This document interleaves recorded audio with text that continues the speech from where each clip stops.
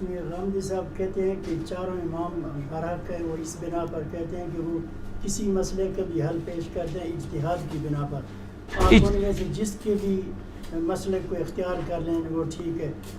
میں نے جواب دے دیا میرے بھائی کہ کسی کے مسئلے کو اختیار کر لیں وہ ٹھیک ہے، اس طرح نہیں ہے. دلیل کی بنیاد کے اوپر چیزوں کو لیا جائے گا نا. اگر ایک شخص بغیر دلیل کے یا کمزور دلیل کے اوپر بنیاد پہ وہ ایک دین میں مسئلہ کھڑا کرتا ہے، آپ دیکھیں نا امت میں نقصان پھر اس چیز کا کتنا زیادہ ہو رہا ہے. مثال کے طور پہ میں آپ کو بتاتا ہوں کہ بیوی کو ہاتھ لگانے سے وضو ٹوٹ جاتا ہے، یہ امام شافعی نے ایک مسئلہ بیان کیا ہے، اور اس مسئلے کی تکلیف آج تک امت کاٹ رہی ہے. جو شافعی ہیں، ہم تو نہیں کاٹ رہے، ہم تو امام بخاری کے ساتھ ہیں کہ امام بخاری نے باب باندھا ہے صحیح بخاری میں، نبی علیہ السلام کی حدیث لے کے آئے کہ سیدہ عائشہ کہتی ہیں حجرہ تنگ تھا، میں سامنے لیٹی ہوتی تھی، نبی علیہ السلام نماز پڑھتے تھے، سجدے میں جاتے وقت میرے پاؤں کو ٹو دیتے تھے، میں پاؤں سمیٹ لیتی تھی، آپ سجدہ کرتے تھے، اس کے بعد جب دوبارہ قیام میں جاتے تھے میں پھر پاؤں سیدھے کر دیتی تھی. اس سے امام بخاری نے یہ باب اس پہ یعنی مسئلہ نکالا ہے کہ عورت کو ہاتھ لگانے سے وضو نہیں ٹوٹتا. ٹھیک ہے جی. اب جو بندہ یہ بتا گیا کہ عورت کو ہاتھ لگانے سے، بیوی کو ہاتھ لگانے سے وضو ٹوٹ جاتا ہے، اس کی تکلیف آج امت کو اس طرح کاٹنی پڑ رہی ہے کہ انڈونیشیا اور ملیشیا کے جو شافعی ہیں زیادہ تر لوگ، آپ ذرا ان کی عورتوں کو حج عمرے پہ دیکھیں، ان عورتوں نے گرمیوں میں بھی دستانے پہنے ہوتے ہیں. وہ آپ یہ نہ سمجھیں انہوں نے پردہ کیا ہوتا ہے، چہرے ان کے کھلے ہی ہوتے ہیں، چہرے کا نقاب نہیں کرتی ہیں، اور پورے انہوں نے ہاتھوں کے اوپر یہاں تک دستانے باندھے ہوتے ہیں. آپ ان سے پوچھیں کیا تکلیف ہے آپ کو، تو وہ کہیں گے چونکہ ہم نے اپنے مرد کے ہاتھ میں ہاتھ ڈالنا ہوتا ہے، تو چونکہ خاوند کو ہاتھ لگانے سے وضو ٹوٹ جاتا ہے، تو اپنا وضو سنبھالنے کے لیے ہم نے یہ جو مصیبت کاٹی ہوئی ہے دستانے والی.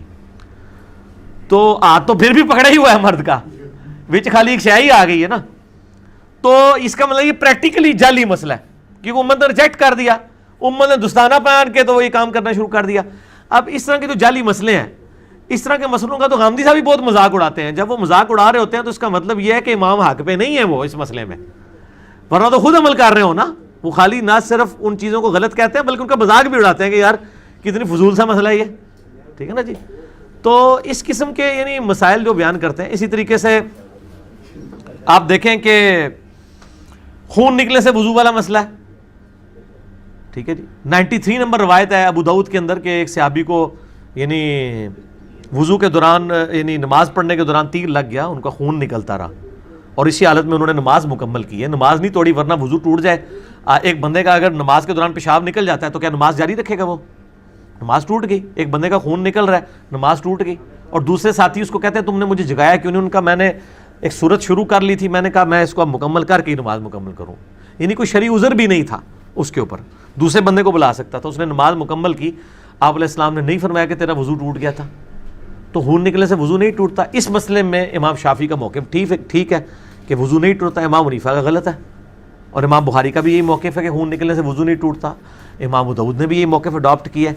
اور یہاں پہ وہ مذاق اڑا رہے ہوتے ہیں جی کہ جی وہ لوگ جو ہیں اپنی مرضی کا دین لیں گے، جب ان کا بیوی کو ہاتھ لگانا ہوگا تو وہ حنفی بن جائیں گے، جب وضو توڑنا ہوگا تو شافعی بن جائیں گے. نہیں بھئی، ہم محمدی بنیں گے ہر مسئلے میں. نبی علیہ السلام نے ہر چیز کھول کے بیان کی ہے، مضبوط روایتیں لے کے پھر اگلی بات کریں گے. فضائل نماز والے چیپٹر میں یہ واقعہ نقل کیا ہے. اس کے بعد انہوں نے عجیب و غریب اس سے رزلٹ نکالا ہے. یہ حدیث جب انہوں نے لکھی نا، وہ حدیث تو لکھ رہے تھے کہ صحابہ کا نماز میں خشوع خضوع کتنا ہوتا تھا، فضائل اعمال میں فضائل نماز والے چیپٹر کے اندر. اب ان کو فوراً فکر پڑ گئی کہ یہ اگر کسی نے واقعہ پڑھا تو ہمارے بابا جی اسٹیک پہ لگ جائیں گے جنہوں نے ہمیں یہ بتایا کہ وضو ٹوٹ جاتا ہے خون نکلنے سے. تو انہوں نے نیچے فے لکھا، فائدہ، جس کو میں فساد پڑھتا ہوں، فے ہے وہ فساد. انہوں نے لکھا کہ فے لکھا کہ جی اس واقعے سے جو یہ مطلب اس صحابی کا خشوع خضوع تو ثابت ہو رہا ہے، لیکن اس سے یہ ہو رہا ہے کہ وہ اس کا خون نکلتا رہا تو اس کا وضو کیوں نہیں ٹوٹا. تو انہوں نے کہا کہ امام شافعی رحمہ اللہ تعالیٰ کا بھی یہی موقف ہے کہ خون نکلنے سے وضو نہیں ٹوٹتا. ہو سکتا ہے وہ صحابی بھی امام شافعی کے مذہب پر ہوں. کیوں ہنس رہے ہو؟ بزرگاں نے لکھا ہے. اچھا تھے بھی نہیں، لیکن وہ اس کی تعویل کریں گے. وہ کہیں گے یہ اصل میں آپ کو سمجھ نہیں آیا. انہوں نے کہا ہے کہ اس صحابی نے بھی اجتہاد کیا جیسا کہ امام شافعی نے اجتہاد کیا. تو اجتہاد میں دونوں برابر تھے. شیخ صاحب اصل میں یہ کہنا چاہتے تھے, شیخ صاحب جو کہنا چاہتے تھے وہ انہوں نے فضائل مال کے مقدمے میں کہہ دیا ہے. فضائل مال کے مقدمے میں شروع میں لکھا ہے کہ ڈاکٹروں نے مجھے چند دنوں کے لیے دماغی کام سے روک دیا کیونکہ مجھے ایسی دماغی بیماری لاحق ہو گئی تھی. تو میں نے یہ سمجھا کہ میں ان فراغت کے ایام کو اس بہترین مشغلے میں صرف کروں کہ میں یہ کتاب لکھ دوں جو میرے پیر صاحب نے کتنے عرصے سے مجھے ترغیب دلائی ہوئی تھی. تو میں یہ کتاب نہیں لکھ پا رہا تھا, تو مجھے ڈاکٹروں نے چونکہ دماغی کام سے روک دیا, اس لیے میں نے ضروری سمجھا کہ میں ان فارغ ایام کو اس کتاب لکھنے کے مشغلے میں صرف کروں. تو یہ کتاب انہوں نے اس وقت لکھی ہوئی ہے جب ڈاکٹروں نے ان کو دماغی کام سے روک دیا تھا. تو وہ اس لیے پھر اس قسم کے جملے نکلے ہیں. تو ظاہر ہے جب وہ شرعی معذور ہیں, ہم ان پہ فتویٰ نہیں لگاتے, کیونکہ صحیح بخاری مسلم میں حدیث ہے کہ جو شخص پاگل ہے یا بچہ ہے یا مجنون ہے, اگر وہ مطلب اس سے کوئی اس طرح کی حرکت ہو جاتی ہے تو اس کے اوپر کوئی شرعی گرفت نہیں ہے اس حوالے سے.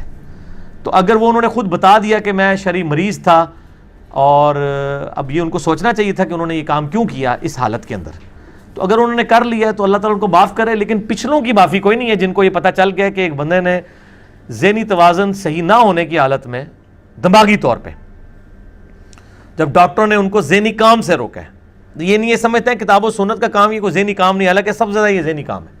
اس وقت یہ انہوں نے لکھا ہے, ان کی تو شاید معافی ہو جائے, پچھلوں کو چاہیے کہ وہ کان چاٹ کے اس طرح کی چیزیں نکالیں. جناب فضائل مال میں ہی لکھا ہوا ہے کہ ایک بزرگ تھے, وہ 12 دن تک انہوں نے ایک ہی وضو سے ساری نمازیں پڑھی. 12 دن تک تو یہ نہیں کسی صحابی کے بارے میں بھی نہیں ملتا, کسی تابعی کے بارے میں بھی نہیں ملتا. یہ کون سا بندہ ہے جو 12 دن تک ایک وضو کے ساتھ ساری نمازیں پڑھتا رہے. تو بس اس طرح کے واقعات پھر اسی لیے آئے ہیں نا میرے بھائی. تو سنن ابی داؤد میں 93 نمبر ہے, شروع میں ہی آپ دیکھ لیں گے 93 نمبر, ٹھیک ہے.